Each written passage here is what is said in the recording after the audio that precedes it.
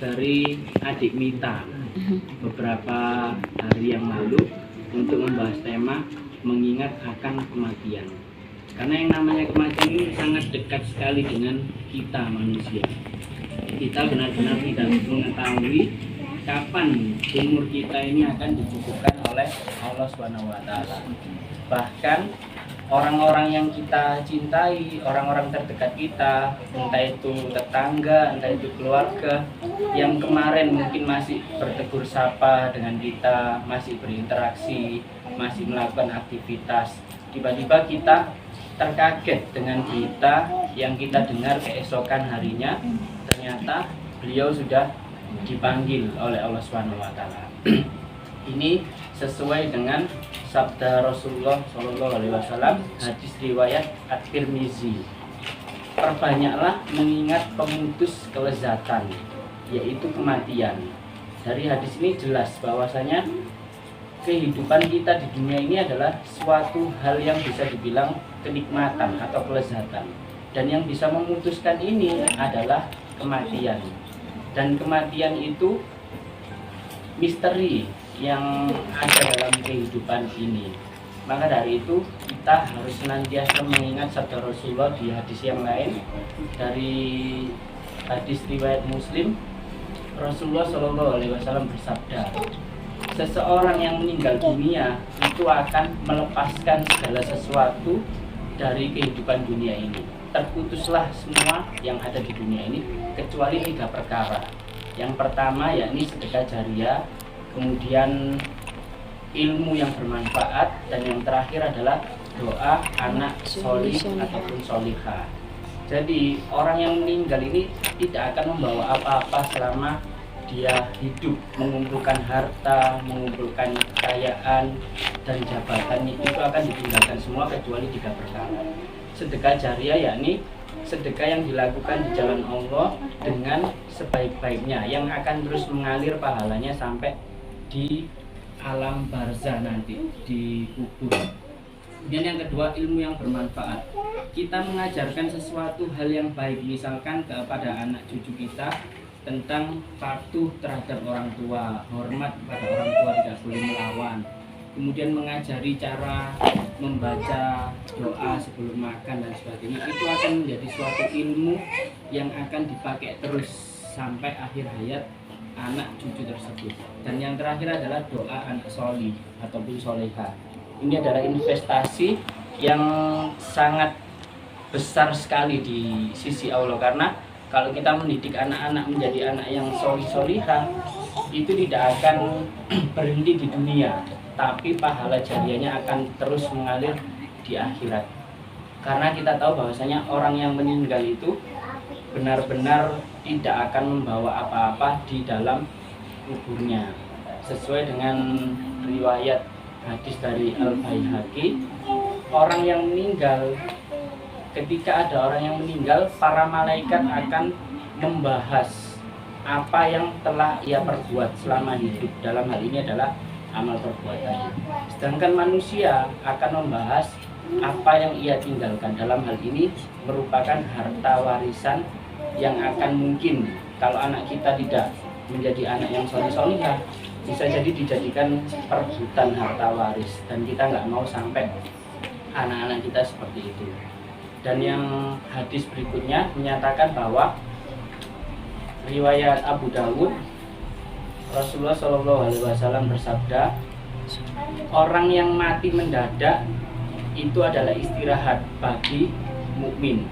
Sedangkan kematian mendadak itu adalah suatu penyesalan bagi orang-orang yang tergolong kafir. Jadi kematian mendadak ini memang sering terjadi di sekitar kita, dan itu sesuai dengan nas hadis dari Rasulullah. Jadi kita nggak perlu kaget apabila ada orang-orang yang hari ini mungkin masih bertegur sapa, masih berinteraksi, ternyata besok kita mendengar kabar meninggal padahal tidak tahu atau tidak pernah menderita sakit sebelumnya. Karena yang namanya kematian tidak harus menunggu kita tua, tidak harus menunggu sakit, bisa karena kecelakaan, bisa karena hal-hal yang lain. Karena itu adalah suatu misteri yang ditetapkan oleh Allah Subhanahu wa taala sebelum kita dilahirkan, dan itu semua sudah tertulis di Lauh Mahfuz, kitab yang agung di sisi Allah. Sesuai dengan firman Allah dalam ayat Al-Quran juga, dalam Quran surat Al-Ankabut ayat ke-57, Allah Subhanahu wa taala berfirman, "Kullun nafsin za'iqatul maut, summa ilaina turja'un." Semua yang bernyawa atau berjiwa pasti akan mati. Summa ilaina turja'un, dan hanya kepada kamilah segala sesuatu akan dikembalikan. Kemudian ada juga ayat Al-Quran yang membahas tentang pentingnya kita dalam melakukan sesuatu yang senantiasa berbuat kebaikan. Karena jangan sampai kita dipanggil oleh Allah Subhanahu wa taala di saat kita melakukan sebuah kemaksiatan atau hal yang sia-sia. Karena sesuai dengan hadis, seseorang akan diwafatkan sesuai dengan kebiasaannya. Apabila kita biasa berzikir, mengingat Allah, membaca Al-Quran, insya Allah kita akan wafat dalam keadaan yang seperti itu. Begitupun sebaliknya, na'udzubillah, kalau kita kebiasaannya berjudi, mabuk-mabukan, bisa jadi kita nanti meninggalnya pun di saat yang demikian. Karena waktu yang dihabiskan kebanyakan itu adalah waktu yang bisa jadi kita dipanggil untuk menghadap Allah Subhanahu wa taala.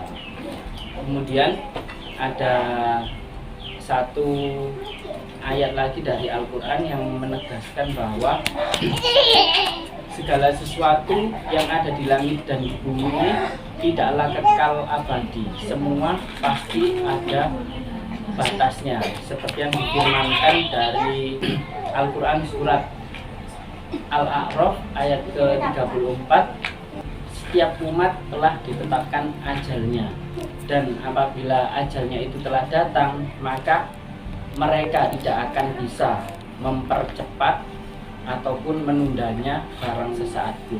Jadi kalau kita sudah ditetapkan ajalnya, kita nggak akan bisa menunda maupun mempercepat. Kalaupun ada orang yang bunuh diri, itu bukan berarti mempercepat ajalnya. Orang bunuh diri pun bismillah, atas izin Allah. Kalau memang Allah mengizinkan dia meninggal saat bunuh diri, maka dia akan meninggal. Tapi kalau Allah belum mengizinkan, mungkin dia hanya terluka parah dan itu malah semakin memperburuk keadaannya. Itu yang ingin saya sampaikan dalam kesempatan kali ini. Dan di penutup, seperti yang disampaikan setiap kali khutbah Jumat, bahwasanya setiap orang itu pasti akan mati, dan diusahakan kita itu mati dalam keadaan yang husnul khotimah. Seperti firman Allah dari Quran surat Ali Imran ayat ke-102 yang berbunyi, a'udzubillahi minasyaitonirrajim, ya ayyuhalladzina amanu ittaqullaha haqqa tuqatih wa la tamutunna illa wa antum muslimun. Ya ayyuhalladzina amanu, wahai orang-orang yang beriman, ittaqullah, bertakwalah kepada Allah, haqqa tuqatih, dengan sebaik-baiknya takwa, wala tamutunna, dan janganlah kamu sekali-kali mati, illa wa antum muslimun, kecuali mati dalam keadaan muslim atau berserah diri. Ini adalah penegas bahwasanya kita sebagai umat muslim, alhamdulillah kita terlahir di keluarga muslim, seyogyanya kita senantiasa berusaha untuk istiqomah dalam kebaikan. Karena yang namanya kematian ini sebenarnya sangat dekat sekali dengan kita, dan kita tidak pernah tahu. Kalaupun kita diberitahu Allah atau orang itu bisa mengetahui kapan dia mati, sesungguhnya orang tersebut akan menjadi orang yang setiap harinya merasa khawatir. Misalkan kita diberikan informasi bahwa kita akan meninggal pada hari Jumat tanggal 28 jam 17:08 menit, misalkan seperti itu. Kita semakin hari semakin mendekati hari tersebut, kita akan makin gelisah. Mungkin nggak mau bekerja, hanya beribadah, membaca Al-Quran, sholat, sunnah diperbanyak dan sebagainya. Tapi selama kita merasa masih 30 tahun lagi, 40 tahun lagi, akhirnya kita menghabiskan waktu dengan banyak hal yang sia-sia. Maka dari itu kematian adalah suatu misteri yang bisa jadi itu akan menjadi kejutan bagi setiap manusia. Karena orang yang meninggal ini, mereka akan ditempatkan di tempat yang antara dunia dan akhirat, belum masuk ke dalam akhirat. Para ulama menyebutnya sebagai alam barzah. Barzah sendiri berarti dinding pembatas atau penyekat di antara dua alam, dari dunia sama akhirat. Maka dari itu akidah Islam yang lurus, alam barzah ini adalah di mana alam yang berada di tengah-tengahnya. Jadi mungkin kebanyakan masyarakat awam menganggap bahwa orang yang meninggal ini bisa gentayangan ruhnya. Mungkin karena bunuh diri, karena kecelakaan, karena dibunuh, bisa gentayangan dan menghantui orang-orang di sekitarnya. Itu adalah pemahaman yang keliru. Terus ada juga yang berpendapat bahwa setiap orang yang sudah meninggal akan mendatangi rumahnya selama 7 hari berturut-turut, menangisi, kemudian 40 harinya datang lagi, setiap Kamis malam Jumat datang ke rumah. Itu sebenarnya pemahaman yang keliru dan perlu diluruskan. Kalaupun ada orang yang menganggap bahwa orang yang sudah meninggal ini akan datang ke rumah, janganlah kamu bersedih, karena nanti si arwah ini nggak mau melihat keluarganya sedih. Itu sebenarnya hanya menghibur keluarga yang ditinggalkan saja, agar tidak terlalu larut dalam kesedihan. Karena yang namanya orang meninggal, ruhnya itu sudah berada di alam barzah, dinding pembatas penyekat, nggak bisa kemana-mana. Kalaupun ada sosok arwah yang bergentayangan, entah itu penasaran, istilah kita, itu sebenarnya adalah jin. Kita tahu bahwasanya itu memang ada di antara kita, dan insya Allah di sini pun juga banyak, tapi kita tidak bisa melihatnya. Justru kalau kita bisa melihatnya, sebenarnya di dalam tubuh kita itu juga ada jin yang menempel, dan itu butuh diruqyah, karena fitrah manusia itu tidak bisa melihat yang gaib. Tapi dengan keadilan Allah, nanti di akhirat gantian kita yang bisa melihat jin, sedangkan mereka tidak bisa melihat kita. Itu bahwa menunjukkan bahwa Allah Subhanahu wa taala itu Maha Adil. Kita kembali ke pembahasan terkait ruh tadi. Apabila ada orang meninggal yang menyerupai dengan orang tersebut, yakinlah bahwa itu adalah jin, bukan si arwah dari almarhum maupun almarhumah. Jadi pemahaman ini yang perlu ditekankan lagi, terutama agar kita tidak terlalu menyimpang bahwasanya hari-hari tertentu, bisa jadi Kamis malam Jumat, atau hari ketiga, hari ke-7, hari ke-40, hari ke-1000 dan sebagainya, ruh akan datang. Itu tidak ada sama sekali dalil ataupun nas baik dari hadis maupun dari Al-Quran.